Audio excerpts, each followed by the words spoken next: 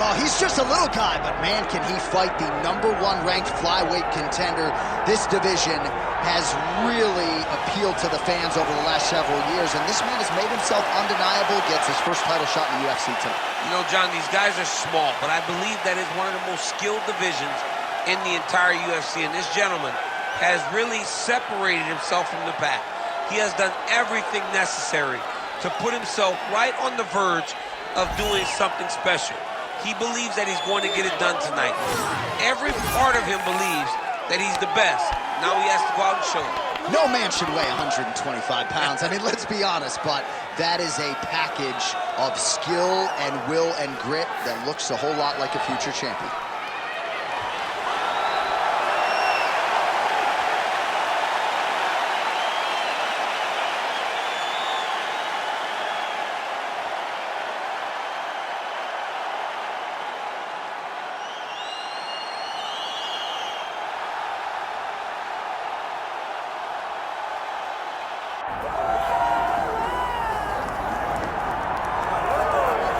Well, he's got a nice UFC flyweight championship to go along with the Olympic gold medal, but Henry Cejudo is far from finished, DC. He will try to continue and expand his legacy here in another big spot tonight. Henry Cejudo already considers himself the greatest combat athlete of all time, and he obviously has a claim to that when you stand atop the podium in the Olympic Games, and then you get the belt wrapped around your waist by Dana White as a UFC champion. Not many guys can say that. Cejudo has done that, and he's done that through hard work, commitment, and an ability to always get up for the big moments.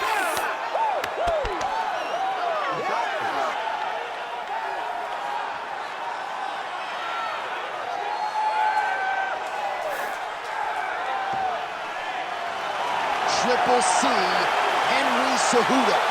One of the most beloved fighters in all of MMA, and yet again, back on the proving ground tonight. Our tail the tape for this flyweight championship fight. Here once more is Bruce Buffer. Ladies and gentlemen, this is the main event of the evening.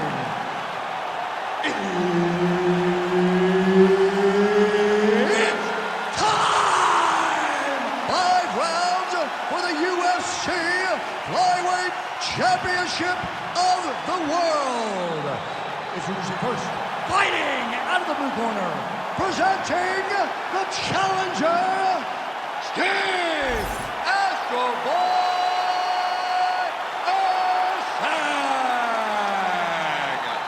And now, introducing the champion, fighting out of the red corner, presenting the reigning, defending, undisputed UFC flyweight champion of the world, Henry Triple C Cejudo. Herbert Dean's in the building. He is the third man in the octagon tonight. All right, ready to go here, round one. The boxing repertoire of Henry Cejudo has really improved leaps and bounds. This is a really clean, technical fighter who more often than not gets off to a good start. Didn't against Benavidez. Big news to get off to a pretty good start tonight. Great takedown defense right now by the champ. You see how comfortable Cejudo is in the pocket. It wasn't necessarily the case when he made his UFC debut back in 2014. Looks like he's trying to set up a takedown here. There's the attempt. Nice combination on the feet, and now works it to a takedown. Cejudo gets up. He is back on the feet here. Stuffs that takedown attempt without issue. Wow. Oh, how about the judo toss there? Judo 101. All right, feet on the hips here. Cejudo's back in half guard. Beautiful transition. Looks like he might attempt the guillotine now. Oh, that guillotine is officially tight. Good job by the champ there. Sliding back out. Big ground and pound.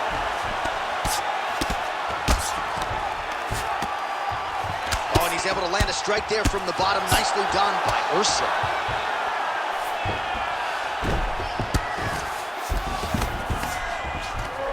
All right, he's got side control here, DC. You know, he's got a lot of different submissions in his arsenal once this fight gets to the ground.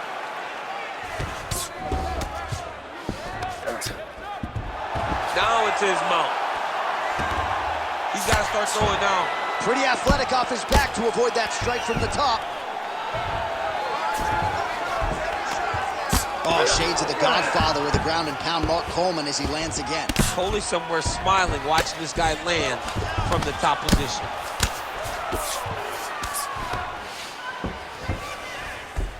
Cejudo's able to make a nice transition there back into side control. Oh, nice. Can't get it. Good awareness by the defensive fighter. Oh, he's got him in a crucifix now, DC. All of that body weight on his opponent. He's got all the weight on the upper body. His feet are free to do whatever. But the arms stuck between the legs. He's now going to start dropping hammer fists. He's going to start dropping elbows. This is one of the nastiest positions in all of fighting.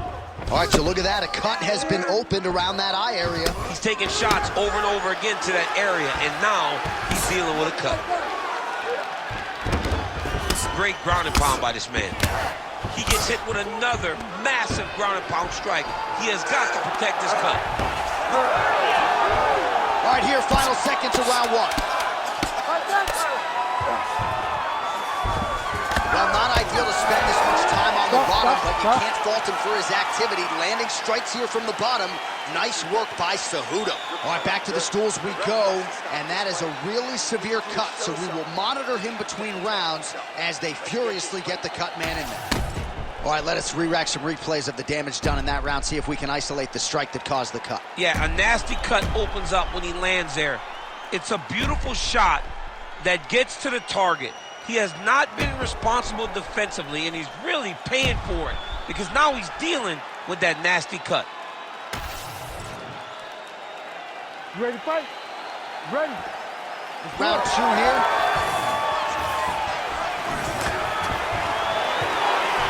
Well, a lot of guys deserve it. Massive hook lands, and his opponent seems to be on his way out of the fight. All right, well, he rocked him pretty good, but didn't sort of smell blood in the water, and now his opponent's back in the fight. I mean, blood's in the water. You got to go and get it. You got to go find the finish. You cannot let him off the hook like that because now he will be motivated to try to go and hurt you as you hurt him. Oh, he separates from the clinch.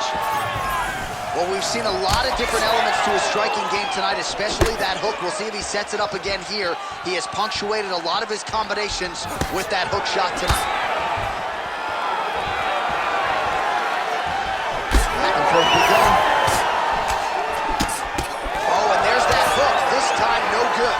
Erceg's doing a nice job protecting the eye with that block. You don't want to absorb any more damage on that cut. Well, the forecast is true. Goes back. Oh, guillotine here. Oh, that is tight. Oh, he escapes. He got out. I mean, wow. That is great submission defense. Well, this UFC fight is sort of dissolving into a horror movie. I don't need to see any more damage inflicted. You don't have to lose everything on one night. His corner can stop the fight now, and he would be mad now, but he would appreciate them later because it will extend his career going down the line. Closed guard here. He's very comfortable here working off his back, DC. That was nice. Under 2 minutes to go in the round. All right, looks like the ref has paused the action here.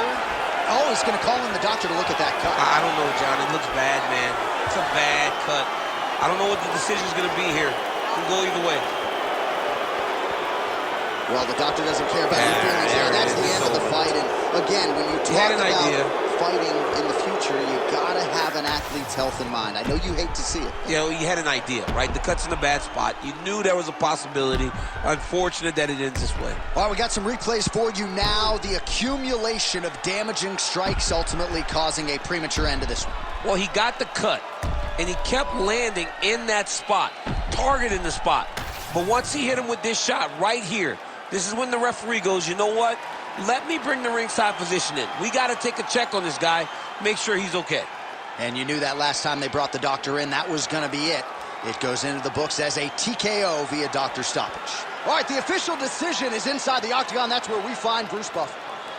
Ladies and gentlemen, the doctor has called a stop to this fight, declaring the winner by TKO, and still the undisputed UFC flyweight champion of the world, Henry Triple C Cejudo!